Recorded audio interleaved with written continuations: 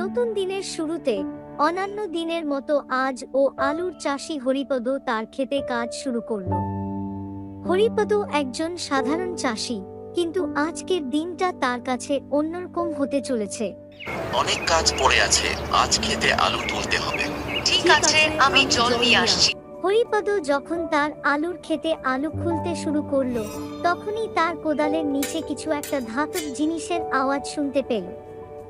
সে ক্ষেতের সেই স্থানের মাটি খুঁড়তে শুরু করলো এবং সে দেখতে পেল একটা পুরনো বক্স। এটা কি? একটা বক্স? ক্ষেতের মাটির নিচে এটা এলো কিভাবে? হরিপদ এর স্ত্রী লক্ষ্মী বক্সটিকে দেখবার জন্যই এগিয়ে গেল। এটা খুলতে হবে, দেখি কি আছে ভিতরে। বক্সটি খুলতেই দেখা গেল কিছু পুরনো সোনার গহনা আর কিছু চিঠি আছে। চিঠিগুলোতে আবার কিছু অদ্ভুত ভাষায় লেখাও ছিল। এগুলো কার চিঠি? বুঝতে পারছি না। হয়তো কোনো পুরনো রাজপরিবারের হবে। ঠিক সেই সময় আবার ক্ষেতের পাশে একটা অদ্ভুত লোক এসে হাজির হলো। তার পোশাক ছিল অদ্ভুত ধরনের, যেন কোনো প্রাচীন সময়ের লোক। এই বাক্সটা তোমরা কিভাবে পেলে? হুজুর, আমার ক্ষেতের মাটির নিচে পাওয়া গেছে। আপনি কে? না, এটা তোমাদের জন্য একটা বিপদ সংকেত। এখন কি করব? এই বক্সটা কি ফেরত দিতে হবে? চিঠিগুলোর ভাষা পড়তে হবে, তাহলেই জানা যাবে।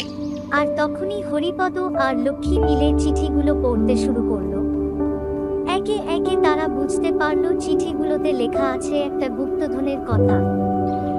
গুপ্তধন? কোথায় আছে সেটা? চিঠিগুলোতে তো সব বলা আছে এই চাষ ক্ষেতের নিচেই কোথাও। আর তারা চিঠির নির্দেশনা অনুসরণ করে ক্ষেতের একটা নির্দিষ্ট জায়গায় মাটি খুঁড়তে শুরু করলো।